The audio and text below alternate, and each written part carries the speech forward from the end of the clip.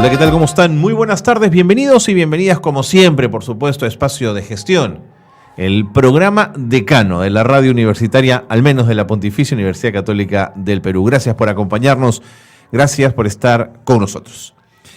¿Se imaginan tener una política pública muy potente que sea capaz de incorporar a los jóvenes entre 16 y 22 años a un mercado laboral activo, dinámico, donde ellos entren preparados? Pues no es tan fácil. Dependiendo del crecimiento del país, la masa laboral que entra cada año a trabajar se calcula más o menos en 300.000 personas. Y entre ellos hay jóvenes que, si no están lo suficientemente capacitados, no entran al mercado laboral. Bueno, Forge Perú es una organización sin fines de lucro que está dedicada a facilitar justamente el acceso laboral de calidad, además, a jóvenes de escasos recursos económicos en toda América Latina. Es una organización que existe desde el 2005. Pero mi invitada sabe mucho más de Forge Perú. Ella es Ani Reynoso, directora pedagógica de la organización. Ani, bienvenida, gracias por estar con nosotros. Muchas gracias, Carlos. Encantado de tenerte aquí en el programa y poder conversar. Igualmente. Cuéntame un poquito de Forge y esta relación con América Latina. Sí, bueno, te cuento, Forge es una fundación, como tú bien dices, que estamos ya hace 12 años en varios países de la región. La primera sede de Forge se abrió en Argentina, ahí es porque el fundador, bueno, tiene origen suizo-argentino, entonces él es de Argentina. Entiendo. Y estamos en 5 países actualmente, en México, Chile, Uruguay, Perú y Argentina. Entonces, esos son los 5 países en donde está Forge, y en Perú estamos trabajando hace 6 años con este programa. ¿Hay algún criterio de selección de estos países en América Latina? ¿Responde a algún indicador laboral importante? Sí, básicamente tiene que ver con el indicador de empleo juvenil, ¿no? La idea de Forge, la misión de Forge, como tú bien decías, tiene que ver con facilitar la inserción laboral de calidad. Entonces, lo que se hace es abrir sedes en los países donde se considera, se ha identificado que hay una mayor necesidad de emplear a los jóvenes en el mercado formal. Entiendo. ¿Por qué haces hincapié en inserción laboral de calidad? ¿Por qué marcas esa tingencia tan importante? Porque es muy importante, verás, Carlos, nosotros tenemos una realidad en el Perú muy marcada en este último tiempo, ¿no? Si bien hay un cierto crecimiento económico y podríamos decir que hay empleo, porque la verdad es que hay empleo en muchos lugares, en muchos sectores, tú puedes decir que aquí en el Perú alguien que desee trabajar va a encontrar trabajo o se va a autoemplear. De acuerdo. Siempre va a estar esa posibilidad abierta. Pero lamentablemente tenemos un punto de inflexión aquí, y es que actualmente el 78% de los jóvenes que están empleados de manera informal. Ajá. Es ahí donde lo de calidad trastabilla, digamos. Totalmente, porque esa informalidad lo que hace es justamente hablar de la precariedad del trabajo. Y esa precariedad es lo que no les permite a los jóvenes pues salir del círculo de la pobreza, salir adelante, ¿no? Porque te imaginas, por ejemplo, una persona que está empleada como un mototaxista, ¿no? Que es un empleo digno y la persona trabaja muchas horas, pero el empleo informal no le permite acceder a otros beneficios, como por ejemplo tener un seguro de salud para su familia, o tener un seguro de vida, o poder acceder a vacaciones, descanso, vacaciones pagadas, o tener, por ejemplo, beneficios como el CTS o estar en planilla, tener gratificaciones. Entonces, una persona que está en el mercado informal difícilmente va a poder concretar un proyecto de vida, como por ejemplo estudiar en la universidad. Por supuesto. O más adelante, si quieres poner un negocio mucho más grande, ¿no? Entonces, un poco la misión de Forge va por ese lado, ¿no? Tiene que ver con ayudar a que los jóvenes, en primer lugar, rompan el círculo de la pobreza. Y para ello necesitan emplearse, pero en un empleo de calidad, un empleo formal de calidad. Mira, mientras te escuchaba pensaba que este programa nos tiene que llevar a hablar de la informalidad laboral, pero quiero terminar un poco de redondear esta mirada a los jóvenes. ¿Cómo es el joven peruano que busca un empleo de calidad? ¿Es hombre? ¿Es mujer? ¿De qué estrato socioeconómico es? ¿Tienen definido ese perfil, Ani? Sí, mira, nosotros desde los 6 años que estamos trabajando en Perú, lo que hemos identificado, por ejemplo, es que a la fundación llegan sobre todo mujeres. El 60% de los chicos que llegan son mujeres. Okay. Porque hemos identificado algunas cuestiones importantes. Por ejemplo, en las familias se prioriza que los hombres vayan a estudiar, Así es. ya sea un instituto, el instituto público del barrio o una Así es. universidad, digamos, que tenga acceso, a la que la familia pueda tener acceso. Entonces las mujeres no tienen opciones, ¿no? No tienen opciones para estudiar y por lo tanto se quedan en casa, ¿no? Cuidando a los niños, cuidando a la abuela o haciendo las labores del hogar.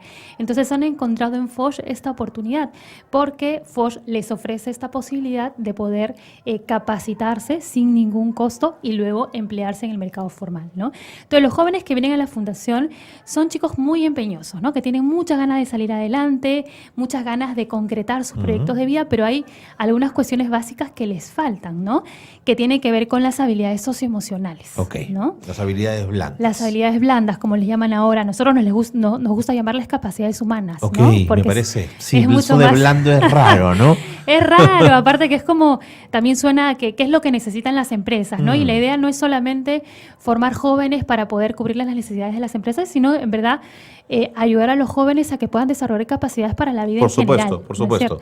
Entonces, si un joven desarrolla capacidades para la vida, obviamente va a ser más empleable, ¿no? Pero el empleo para nosotros es el primer paso para que el joven pueda concretar su proyecto de vida. Eso es lo más importante. Déjame dar 2 pasos hacia atrás. ¿Por qué un joven carecería de esas habilidades que parecen, para quienes las tienen, tan naturales y tan instaladas, ¿no es cierto? Sí. ¿Por qué no las han conseguido ellos? Bueno, en primer lugar, creo que un poco la respuesta tiene que ver con el modelo educativo, ¿no? Con la calidad o el tipo de educación que recibimos en Perú, ¿no? En las escuelas primarias y secundarias, como tú bien dices, todos deberíamos poder haber desarrollado, en 11 años que estudiamos en la escuela, deberíamos haber desarrollado capacidades básicas de escucha, de empatía, de comunicación. De mirar al otro, ¿no es cierto? Exactamente, de que puedas conocerte a ti mismo, por ejemplo, que ese es el primer paso, ¿no? El primer paso para alcanzar tus proyectos es saber quién eres, ¿no? Saber tus fortalezas, tus oportunidades para mejorar, etcétera. Y eso, lamentablemente, en este momento la escuela no lo da, lo debería dar, ¿no?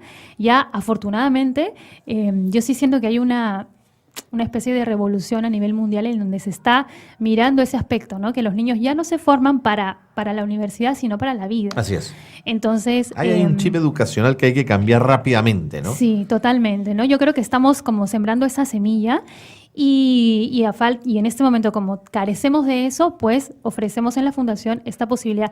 Incluso muchos chicos pasan por el instituto y en el instituto, con menor razón aún, no desarrollan esas habilidades porque ya se focalizan en lo técnico. Claro, lógico. O sea, van a lo técnico a aprender exactamente lo que necesita, ¿no? Su carrera, su orientación técnica, y lamentablemente se deja de lado el factor humano, ¿no? Que es lo que el chico necesita para salir, para proyectar un futuro, para planificar, como te decía, primero para conocerse, para saber cómo vincularse con otros, cómo relacionarse. De acuerdo. Capacidades que se han demostrado ahora que son las que necesitan los líderes en las empresas, ¿no? Exactamente. Entonces, ¿cómo es el circuito para llegar a Forge y para salir de Forge? Muy bien, nuestro programa dura actualmente 4 meses y medio de formación. Nosotros hacemos convocatorias 2 veces al año, hacemos convocatorias abiertas, ¿no? Hacemos un llamado a través de los medios, de la prensa, de las entrevistas. Miles de muchachos. Bueno, no llegan tantos como quisiéramos. Este año han llegado muchos más porque hemos tenido mayor presencia en medios y también porque cada vez que salen es como una bola de nieve, ¿no? Mientras más egresados salgan, se van pasando la voz y entonces van llegando más personas interesadas. Y en esas convocatorias abiertas ofrecemos una charla, explicamos en qué consiste el programa, porque si bien es completamente gratuito, los jóvenes no tienen que pagar nada, sí hay ciertas exigencias, ¿no? Que tienen que ver justamente con el compromiso, la perseverancia, la responsabilidad. No puede faltar ningún día, digamos. Totalmente. ¿No? Y eso también es algo que los jóvenes no han desarrollado, porque en las escuelas a veces no... Sí, eso es como impresionante, ¿no? Sí, la verdad es que sorprende, pero nosotros sí nos interesa que el chico demuestre las ganas de estar en Forge.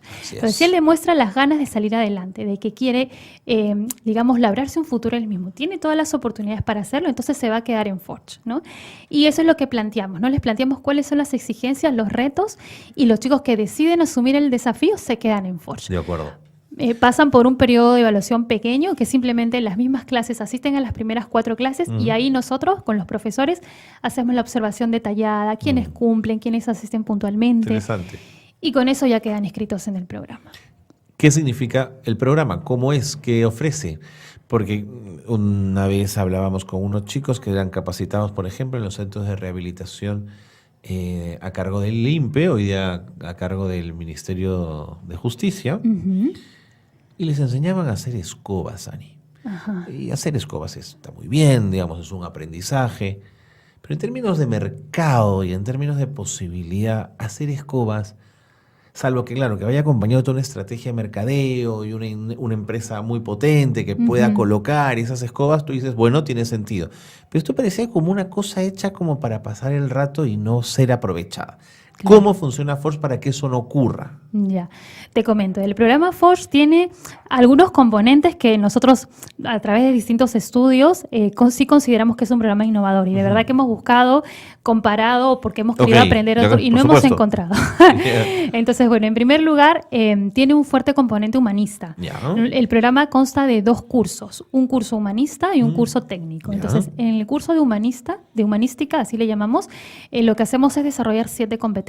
Nosotros hicimos un estudio con el BID, que es uno de los socios estratégicos que financia la fundación, y con ellos identificamos que las empresas sobre todo se focalizan en 7 competencias, ¿no?, que se necesitan desarrollar en los jóvenes, ¿no? Porque como nosotros capacitamos jóvenes, hay que buscar qué competencias se necesitan para los puestos básicos a donde van a entrar estos chicos. No te estoy hablando de ejecutivos ni de gerentes, porque son otras competencias en otro nivel. Entonces, para estos jóvenes se desarrollan competencias como, por ejemplo, comunicación, autoconocimiento, trabajo en equipo, empatía, perseverancia, responsabilidad.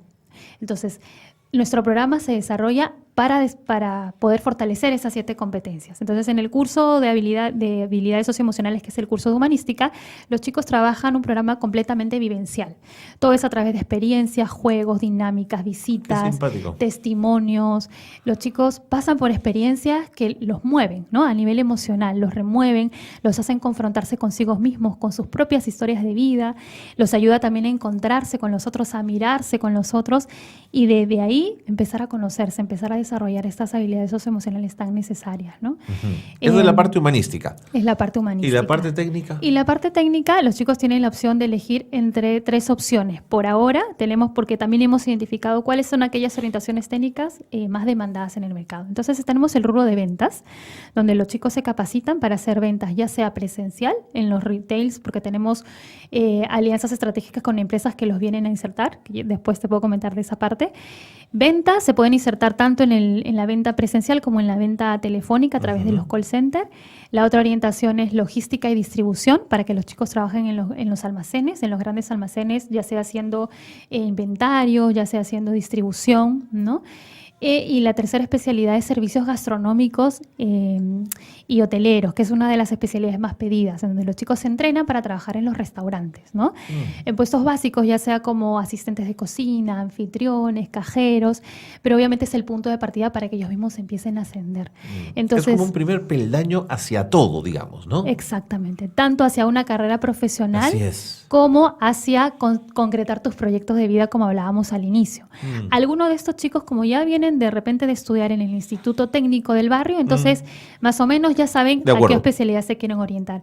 Otros no saben, entonces buscan, porque la verdad es que no tienen ni acceso a estudio, ni siquiera a un instituto público, porque igual tienes que pagar una matrícula en un instituto público, y entonces optan por alguna de estas opciones y van mirando, y en función de eso deciden luego estudiar una carrera, ¿no?, en función de lo que van aprendiendo.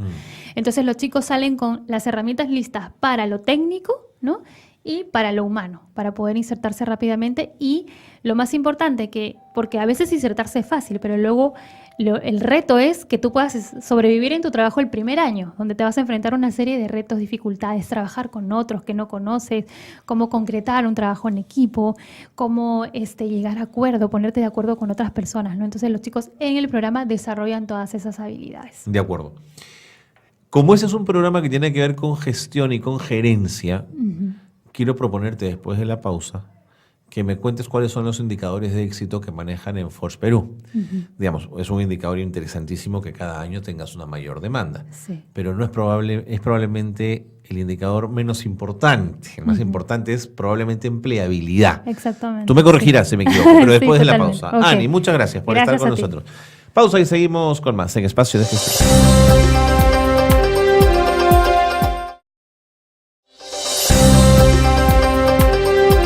Seguimos en Espacio de Gestión. Qué bueno que se han quedado con nosotros porque Ani Reynoso, que es directora pedagógica de Forge Perú, esta organización sin fines de lucro dedicada a facilitar el acceso laboral de calidad a jóvenes de escasos recursos económicos en América Latina, nos está acompañando. Ani, habíamos dejado planteada una pregunta antes de irnos. ¿El indicador potente de este programa es empleabilidad o hay otros?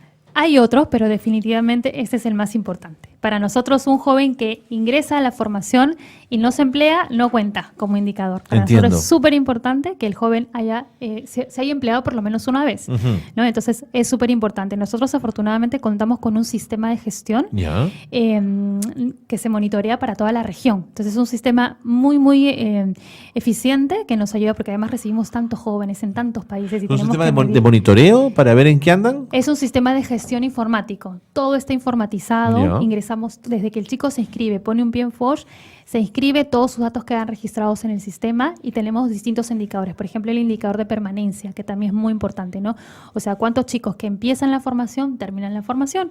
Y ahí actualmente tenemos un indicador de permanencia de 90% en Perú. Cada sede maneja distintos indicadores, pero nuestro indicador es del 90% de permanencia. Y luego para el empleo, para la empleabilidad, nosotros manejamos una meta de 80%. O sea, los jóvenes que pasan por Forge, el 80% se emplea con las empresas. Y nosotros hemos encontrado un modelo muy interesante para esto, ¿no? Porque al comienzo lo que hacíamos era, pues los chicos pasaban por la formación.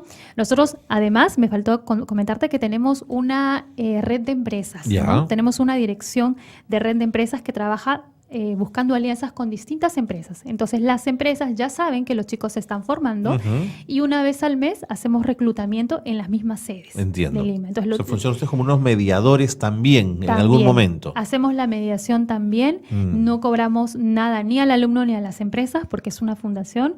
Entonces las empresas vienen a hacer el reclutamiento a las sedes y entonces los chicos que ya terminaron la formación pasan sus entrevistas y en algunos casos ahí nomás ya les dan el visto bueno que ya ingresaron y en otros casos tienen que pasar una segunda, una tercera entrevista porque es el proceso de selección. Oye, pero encontrarse con ustedes es una pequeña lotería, es decir, me capacitan, me preparan y me consiguen chamba, digamos, es como el círculo perfecto. Sí, la verdad es que sí, a los chicos les ha cambiado la vida, ¿no? Los chicos que han pasado por el programa. Claro, no me imagino. Totalmente. Bueno, además yo tengo la suerte de, además de dirigir la parte pedagógica, también soy profesora, porque me encanta y necesito estar en contacto con los jóvenes para poder justamente mirar los detalles del proceso formativo, el proceso pedagógico. Entonces, yo veo a los chicos cómo empiezan, ¿no? De repente como muy tímidos, muy cerraditos, con muchos miedos hacia la vida, porque también vienen de entornos difíciles, complejísimos, ¿no? En donde han tenido de repente más que abrirse al mundo que cerrarse al mundo, porque muchos han tenido historias duras que vivir y entonces en vez de aprender a confiar, el mundo les ha dicho, ¿sabes qué? No confíes.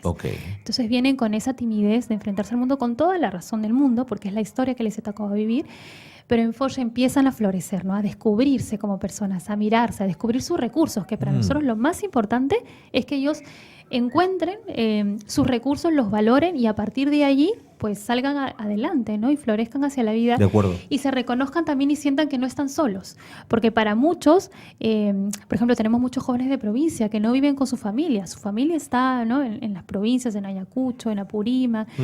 Y entonces para muchos su referente es su profesor, ¿no? Su profesor de humanística, su profesor de técnica. Entonces, Forge es como una familia para ellos, ¿no? Para ellos este es un espacio en donde se sienten seguros, se sienten escuchados. Es un espacio en donde saben que nadie les va a cuestionar, sino más bien van a ser aceptados. De acuerdo. Y créeme que ese es el punto de inflexión para que ellos florezcan, despierten, ¿no? Y el vínculo, que es tan importante, el vínculo que desarrollan con sus profesores es muy importante porque eso hace que ellos confíen. Y cuando ellos desarrollan la confianza primero hacia su profesor, luego hacia sus compañeros, entonces la confianza hacia el mundo, esta capacidad de abrirse hacia el mundo, pues también se abre, ¿no? Empiezan a confiar más en ellos mismos y también en el mundo que les rodea. Pero mira, sin querer queriendo, creo que has tocado uno de los problemas que desde mi perspectiva y de algunos autores a los que yo he leído interpretan como uno de los lastres en las relaciones interpersonales entre los peruanos y es la confianza. Exactamente. Confianza rota a nivel interpersonal, también a nivel institucional. Entonces una de las explicaciones puede ser ese mundo que no dio oportunidades y que te obligó a cerrarte para quedarte con lo poquito que tenías porque eso es lo que había que conservar. Exactamente. Y de pronto te das cuenta que el mundo es tremendamente grande. Sí, es verdad. Se te abren los horizontes, porque muchos chicos Claro. que, por ejemplo, vives en un entorno en donde tu papá es, no sé, albañil, tu mamá es ambulante, que está bien, son trabajos dignos, pero no ven más allá y piensan que no pueden ir hacia, o sea, avanzar más o Así aspirar es. a más, ¿no? Porque su entorno los limita, ¿no? Y como tú bien dices, los cierra, entonces los hace sentir que no pueden, que no son capaces, porque nadie les dice que pueden. Exactamente. Nadie les dice que son Exactamente. capaces. Que Entonces, esa es la escuela de la que estamos hablando hace un ratito, que es la que debería decir tú eres maravilloso y puedes ser lo que quieras si te lo propones, ¿no es cierto? Totalmente, ¿no? La escuela desafortunadamente está llena de limitaciones, Así prohibiciones. es. Más el no lo hagas, que Así es lo que es. no puedes hacer, Exactamente. que es lo que sí eres capaz de hacer. Totalmente de acuerdo contigo. Entonces Ani. en Forge trabajamos todo lo opuesto, ¿no? Claro. Hacer que ellos sepan de qué están hechos y de qué son Ok. capaces de lograr. Las empresas que contratan a estos chicos te reportan sobre ellos. Sí, nosotros Te tenemos... dicen, este muchacho es estupendo, esta muchacha también. ¿Qué te dicen? Para nosotros es súper importante la retroalimentación de las empresas. Entonces, el equipo de Red de Empresas lo que hace es periódicamente solicita estas retroalimentaciones. Desde que pasan la primera entrevista ya nos hacen una primera retroalimentación. Y cómo han visto los chicos, qué les gustaría que sigamos mejorando. Y eso es importante para nosotros. Por supuesto. Porque hace que mejoremos el programa, ¿no? Y entonces ese diálogo constante con las empresas nos ayuda a mejorar el programa tanto en lo humanístico como en lo técnico, ¿no? Y hace un momento te contaba, esta parte no te la terminé de desarrollar, del modelo que hemos encontrado. Actualmente lo que nosotros, lo que las empresas han venido a ofrecernos es a financiar los cursos. Por ejemplo, ¿no? Te cuento, tenemos una experiencia con Diageo, que es una fundación también que lo que hace es inserta jóvenes para Cencosud, para Bonimetro. Ya. Entonces, ellos financian el programa, nosotros capacitamos a los jóvenes, ¿no? De acuerdo a los requisitos que ellos necesitan. O sea, buscamos el perfil, que en este caso es el perfil de reponedores de la parte logística, más el complemento del curso de humanística. Y entonces los chicos se forman, se capacitan y luego se insertan en Cencosud. Ese es un modelo que hemos encontrado. Entonces, las empresas los buscan como sus aliados porque en vez de ellos gastar recursos en reclutar y luego en capacitar, ya saben que en Forge pueden encontrar un grupo de jóvenes capacitados de acuerdo. con el perfil que ellos necesitan. Una pregunta un pelín compleja.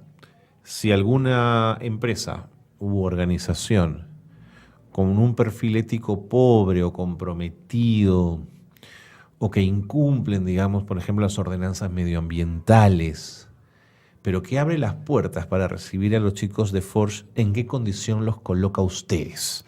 ¿Cómo resuelven ese dilema entre la necesidad de ese chico de insertarse al mercado y que se inserte en una empresa con serios cuestionamientos éticos? Sí, nosotros hacemos una evaluación muy exhaustiva de las empresas donde vamos a insertar, ¿no? Y pedimos ciertos indicadores. Primero, por ejemplo, tiene que ver con que haya condiciones de trabajo excelentes, o sea, condiciones de trabajo en el que el chico, por ejemplo, pueda ganar un sueldo mínimo o más, ¿no? Porque muchas empresas te ofrecen otros beneficios, o sea, no aceptamos empresas que ofrecen menos del sueldo mínimo. Segundo, si una empresa tiene cuestionamientos éticos o ha estado en problemas o qué sé yo, ha estado o sabemos o es sabido que cumple con infracciones, tiene infracciones o tiene faltas éticas, pues entonces no contratamos con esas empresas, ¿no? Otra cosa que para nosotros es importante es la equidad de género también, ¿no? Ayer que hemos estado en muchos medios hablando de ese tema, porque como te decía, en Forge el 60% son mujeres. Claro. Y de hecho ya tenemos pensado en abrir un programa solo para mujeres porque sabemos que hay una necesidad muy grande. Para nosotros es muy importante que las empresas también tengan políticas de equidad de género. Por ejemplo, hay empresas que nos han venido a pedir solo hombres y nos han dicho, yo quiero, sobre todo para la parte logística, que es un rubro en donde, bueno, a veces hay que cargar peso y tal, pero nosotros decimos, en verdad las mujeres sí lo pueden hacer. O sea, ¿por qué no prueban en vez de descartarlas de plano, ¿no? Porque ya hay una brecha tan grande en el tema de equidad de género que nosotros no vamos a alimentar esa brecha. Entonces sí Como exigimos... en el imaginario de la logística es un mundo masculino, ¿no? Impresionante. Totalmente, ¿no? Y se imaginan y piensan que las chicas no lo pueden hacer y cierran puertas, en verdad, sin saber. Entonces también para Forge es una responsabilidad educar a las empresas, ¿no? Y decirles, mira, las chicas sí lo van a poder hacer, darles la oportunidad, o sea, darles la oportunidad y que ellas lo demuestren. Entonces, sí, por ejemplo, si una empresa nos dice solo queremos hombres, le decimos lo siento, pero no vamos a alimentar la brecha de inequidad de género. Queremos que se inserten tanto chicas como chicos, porque antes nos pasaba, ¿no? Que por esas razones el mayor número de jóvenes que se insertaba eran los varones y ya no queremos que pase eso. Justamente queremos contribuir me parece con todo lo opuesto. Me parece fantástico. En ese camino estamos. Ahora, ¿cómo vences internamente el asunto del chico que quiere ir a Forge, pero tiene que trabajar al mismo tiempo mientras estudia? Porque, claro, en su casa no puede dejar de faltar dinero. O en el caso de la chica a la que le dicen, no, tú no puedes ir porque tienes que encargarte de tu abuelita. Porque hay este vínculo de lo doméstico y la mujer también está ahí instalado, Sí, y quita oportunidades, ¿no? Exactamente. Por un lado, sí tenemos chicos que trabajan todavía informalmente mientras van haciendo su formación, porque, por ejemplo, se tienen que costear los pasajes. Exactamente. O el costear el almuerzo, qué sé yo. Entonces, lo que tenemos es distintas frecuencias horarias. Los chicos pueden elegir turno mañana, turno tarde o turno noche. Y entonces, si van a estudiar si van a, trabajar por el día, van al turno en la noche. Si van a trabajar por la noche, van en el turno del día. Y las clases son solamente 3 veces por semana, 2 horas y media cada día. Entonces también es manejable. O sea, no es que tiene que estar todo el día metido en Forge, sino solo 2 horas y media al día. ¿Cuántos chicos han pasado por las manos de Forge, Ani? Mira, justamente, y te vengo a invitar a la graduación que se acerca, que es el 4 de abril. Este 4 de abril se van a graduar aproximadamente 800 chicos que han terminado el año pasado, nada más. Nosotros hacemos una graduación cada año. Entonces, el año pasado, en el 2017, se formaron 800 jóvenes, ¿no? Entonces, este 4 de abril tenemos esa graduación. Invitamos, a las empresas aliadas en general, a las empresas o asociaciones que quieran conocer más de cerca el trabajo de Forge. Va a ser una oportunidad importantísima porque van a estar presentes nuestros representantes regionales, va a venir Sam, que es el fundador, se van a graduar esos 800 chicos, y creo que va a ser una oportunidad para conocer un poquito más de Forge. ¿Te imaginas en un futuro una organización como la tuya que capacita, digamos, a estos chicos y abre el radar de las empresas para decir, oye, en Forge hay chicos que pueden venir, cuyo aprendizaje va a ser más rápido porque ya están empapados en el mercado y tal? Pero donde ustedes puedan poner condiciones, es decir, van nuestros chicos, pero con 1.200 de sueldo. Claro. No van con mínimo. Sí, totalmente. ¿Te imaginas un futuro así? Sí. Es muy difícil. No, a eso apuntamos. O sea, de hecho, como te decía... o sea, ya condicionas algunas cosas en componentes éticos. Por supuesto. Y además tiene que ver también con que las empresas conozcan más a los jóvenes. O sea, cuando las empresas tienen a más jóvenes... Por ejemplo, tenemos una historia bien bonita con Veggie Pizza, que todas sabrás...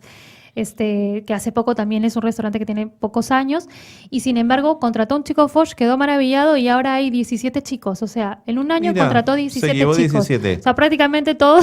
Pero ¿te imaginas los problemas que le has resuelto a esa organización? Exactamente. Y entonces, cuando las empresas nos conocen, nos empiezan a buscar y nos empiezan a ofrecer más bien, ¿no?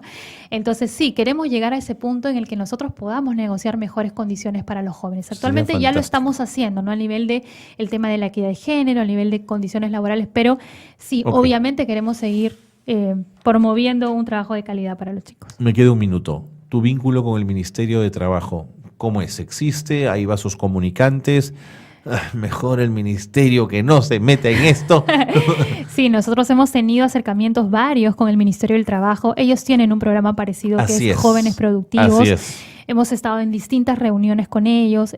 Más adelante sí nos gustaría formalizar el convenio, porque este programa de Jóvenes Productivos tiene muchas ventajas y muchos beneficios, y creo que podemos aportar muy bien mucho a ellos, ¿no? Otra de los intereses de Forge, ya para cerrar, es poder hacer la transferencia metodológica, que este modelo se implemente en otras instituciones. Por ejemplo, lo que nos gustaría es que este modelo se lleve al Ministerio del Trabajo. Nosotros podemos ceder el modelo, ¿no? Siempre y cuando aseguremos que este modelo se implemente tal cual, obviamente a una escala mucho mayor. O sea, ¿te imaginas un Forge en todo el Perú? En 24 en todas las regiones, provincias? ¿te imaginas? Fantástico. Claro, ese es nuestro sueño, y entonces estamos en ese camino también. Muy bien. Ani, muchísimas gracias. Creo que hemos hecho un repaso amplio a Forge Perú. Muchísimas gracias, no por haber venido, sino por el tremendo esfuerzo que están haciendo para ayudar a tantísimos jóvenes, a chicos y a chicas que necesitan de esta ayuda. Muchas gracias, Carlos. Solamente me gustaría dejar el contacto para quienes quieran, ya sea empresas o jóvenes que se quieran comunicar con nosotros. Bueno, en la página de Facebook nos pueden encontrar como Forge Perú, es porque se escribe así con G, Forge Perú, y el teléfono es 345-7585. Perfecto. Nuevamente, gracias, Ani. Y hasta la próxima. Un abrazo. Pausa y seguimos con más en Espacio de Gestión.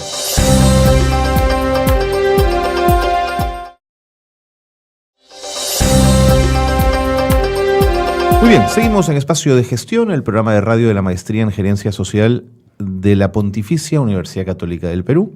Y tenemos a una invitada de lujo. Ella es finlandesa, es vicedirectora gerente del Finnish Water Forum, del Foro Nacional del Agua de Finlandia, una organización que articula a actores involucrados en el manejo del agua, pero de altísimo nivel. Queremos darle la bienvenida. Katri, welcome, bienvenida, gracias por estar con nosotros. Gracias. Gracias. Okay. Muchas gracias. Cuéntanos, en términos generales, ¿cuál es el diagnóstico del agua en un país como el tuyo hoy, en líneas generales? Well, in general, En Finlandia, bueno, tenemos una gran cantidad de fuentes de agua. Es un país donde existen 200.000 lagos y es un país además que tiene una larga costa sobre el Báltico. La cosa es tan así que el mismo nombre de Finlandia originalmente significaba el lugar de las humedales. Tiene muchísimos humedales que muchos de ellos a lo largo del tiempo han sido desecados para poder habilitar tierras para la agricultura. Entonces, en ese contexto, ¿cuándo el agua y el cuidado del agua se convirtió en una necesidad de cuidado? it was En los 60s y 70s empezó a verse que había un poquito de problemas. Tienen muchos lagos, pero no son muy profundos. Y son ecosistemas muy sensibles. Y en Finlandia existe una gran cantidad de industria pesada. Y con los residuos de esta industria se empezó a contaminar el agua. Entonces el gobierno empezó a exigir a las empresas y también a las municipalidades que se empiecen a preocupar un poco más de manejar los residuos de agua contaminada. En Finlandia, ¿quién es el responsable del agua? ¿Está repartido por niveles? ¿Es un solo nivel? there's several. Sí, hay varios ministerios que tienen que ver con el agua y también autoridades en diferentes niveles. Depende de los diferentes aspectos del uso del agua o de manejo del agua, ¿no? Por ejemplo, el Ministerio de Agricultura y Forestería es el que más se ocupa del uso del agua, de los diferentes usos que se le da al agua. El Ministerio del Ambiente se ocupa de la protección de las fuentes de agua.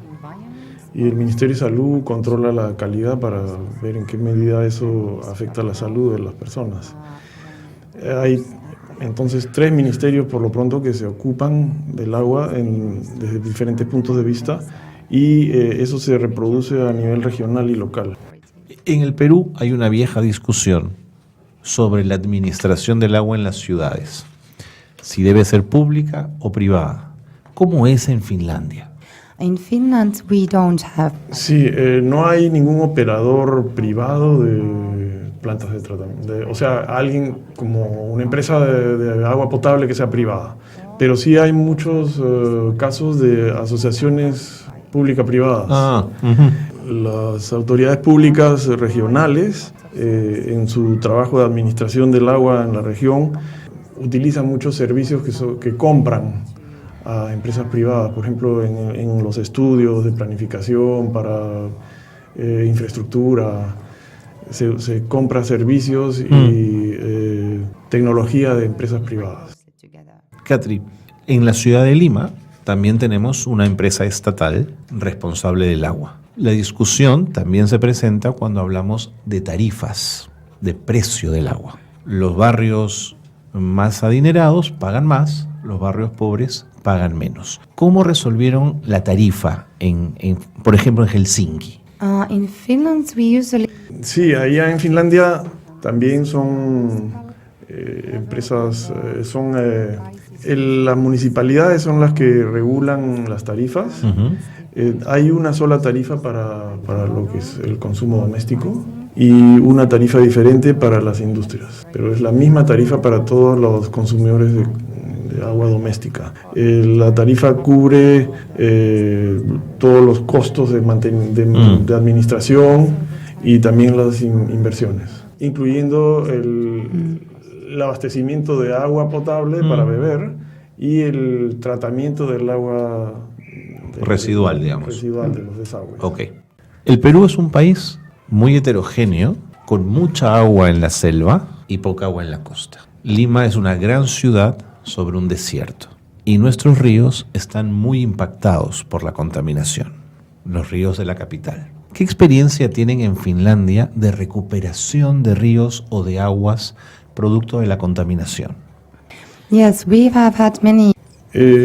Existen una serie de proyectos para el tratamiento de los ríos y los lagos y la limpieza de los mismos. En los 60s y 70s había una polución mayor y hubo todo un trabajo para limpiarlos, pero actualmente la agricultura, por ejemplo, que es continua, también contamina lagos y ríos con los nutrientes que se le adicionan a la tierra, ¿no? Son lavados y llegan hasta estas fuentes de agua. Entonces ellos han desarrollado todo un know-how para poder hacer una limpieza permanente. Katri, ¿qué te trae a América Latina? ¿Por qué ha sido importante venir a la zona sur de América? Well, for me personally, Dice que ella, bueno, está aquí por un interés personal de conocer esta región, pero también porque como organización, el Finnish Water Forum está interesado en explorar la posibilidad de hacer acuerdos con organizaciones de estos países. Y antes han enfocado en otras regiones, pero ahora han visto que Latinoamérica y Sudamérica en particular son una región que tiene mucho interés. De hecho, la finalidad del Finnish Water Forum no es solamente articular a los diferentes actores de Finlandia entre ellos para el bien de Finlandia, sino también ayudarlos a que tengan lazos internacionales que puedan establecer colaboración con actores de otros países. Hay un doble interés. Por un lado, el gobierno finlandés está interesado en promover la cooperación con regiones que no tienen el know-how que ellos manejan. Y por otro lado, por supuesto, también es un interés de las compañías que participan en tener negocios. De lo que has visto, ¿qué te ha parecido? ¿Qué has encontrado interesante en la región? well, many things. Of course, Ella ha visitado todavía algunos países recién, ha estado en Argentina, Brasil, Perú, un poco por Ecuador. Lo que sí ha notado ya que hay diferencias regionales muy grandes entre una parte y otra del continente. En el mismo Argentina es muy diferente Patagonia del norte. La Patagonia comparada con la Amazonía, totalmente diferente en cuanto a provisión de agua y a cómo se maneja en cada sitio. Hablemos del cambio climático. El foro en el que trabajas y en el que intervienes, ¿qué ha planteado en términos del cambio climático para Finlandia y para Europa en particular? like, what are our ideas? Ellos ven que lo primero es tratar de tener un entendimiento real de qué cosa es lo que está sucediendo o puede suceder. En muchos casos, aún en Europa, no existe todavía una verdadera línea de base de información. Entonces, lo que ellos creen que, primero que nada, hay que tratar de tener información básica que sea confiable, ¿no? Recoger la mayor cantidad posible de datos, empezar a hacer modelización a partir de la información que hay, y una vez que logren tener un primer entendimiento de cuál es la situación, que sea un entendimiento basado en información real, proponer acciones concretas, ¿no? Ella ha visto que acá en Perú el gobierno está considerando la necesidad de poner una serie de equipos para poder medir mejor la calidad y la cantidad de agua en las diferentes regiones y poder tener entonces una imagen más clara de cuáles son las diferencias regionales, y sobre esa base se podrá empezar a planificar una política mucho más certera, ¿no? Katri, tengo que hacer una pausa breve y seguimos conversando. Muchas gracias por estar con nosotros. Gracias.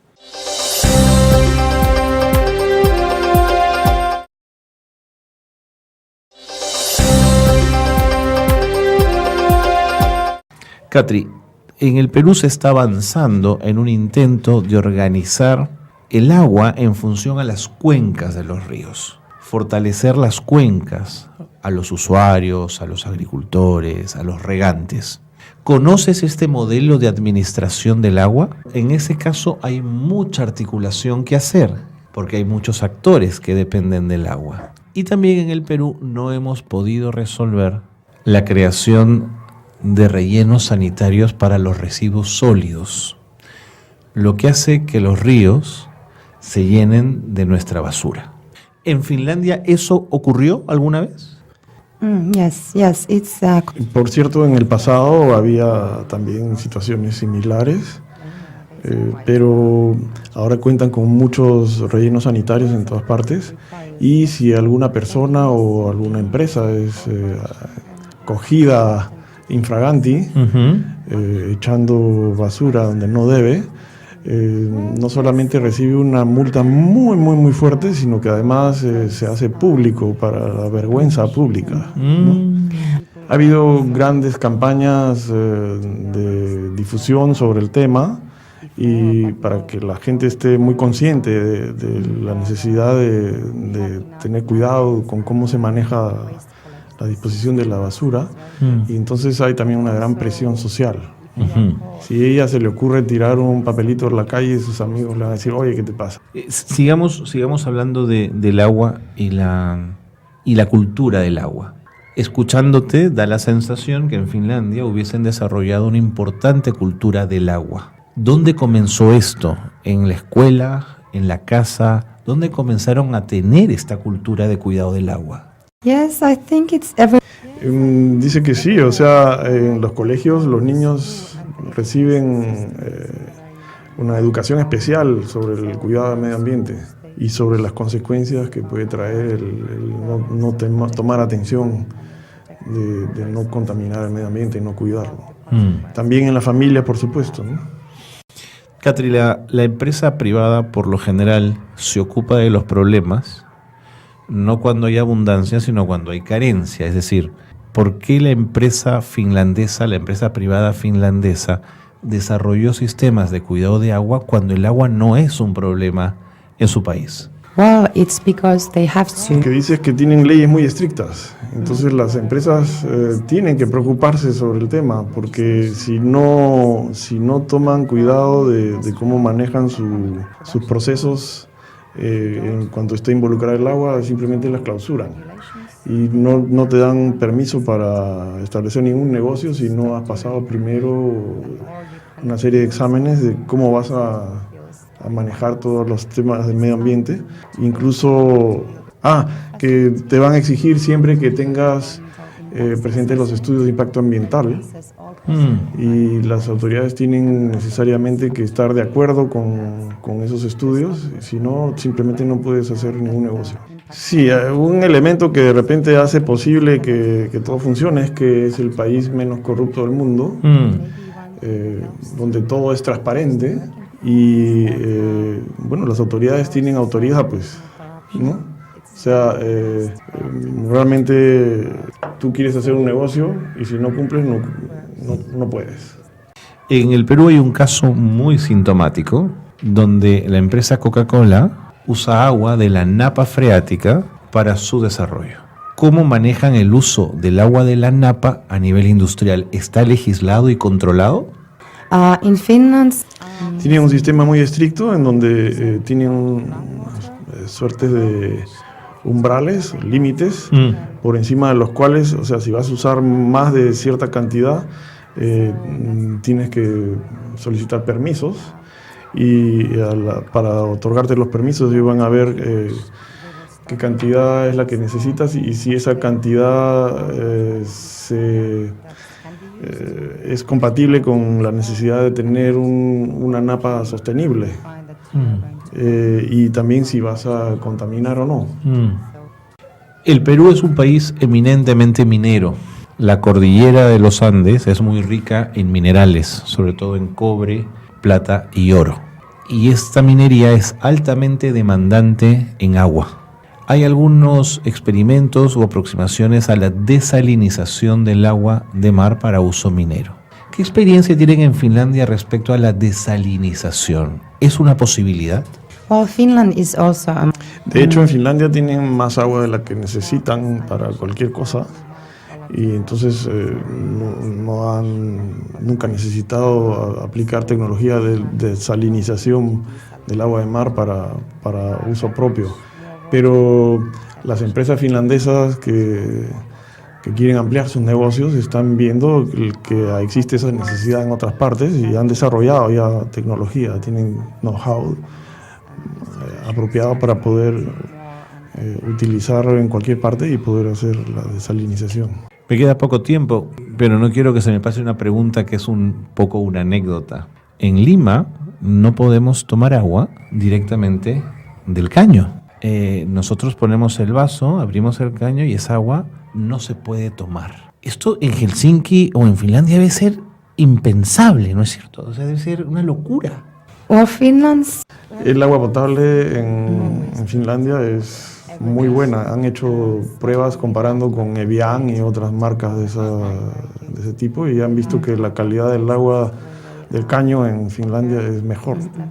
and you can drink tap water everywhere. There's Se no puede- place where you cannot Se drink puede tap tomar agua water. potable directamente del caño en todas partes en Finlandia. En todas partes. Incluso, si puedo añadir algo, yo sé que tienen una meta han logrado limpiar los lagos de tal manera que prácticamente se podría tomar directamente el agua del lago en la mayoría de los casos, pero las autoridades no lo recomiendan porque puede haber, pues, hay animales y... Una última pregunta. Escuchándote hablar, Katri, parece que la fórmula es autoridad, orden legal y no corrupción. ¿Esa es la fórmula? And maybe to Ella piensa que hay que añadir también la conciencia sobre el tema de la necesidad de tener agua limpia y tener agua. Katri, muchas gracias por haber estado aquí. Ha sido un privilegio, un lujo contar contigo en el programa. muchas gracias. Muchas It was gracias a pleasure ti for me too. y bienvenida al Perú. Gracias. Hacemos una pausa. No, nos tenemos que ir a punto final al programa. Gracias por habernos acompañado.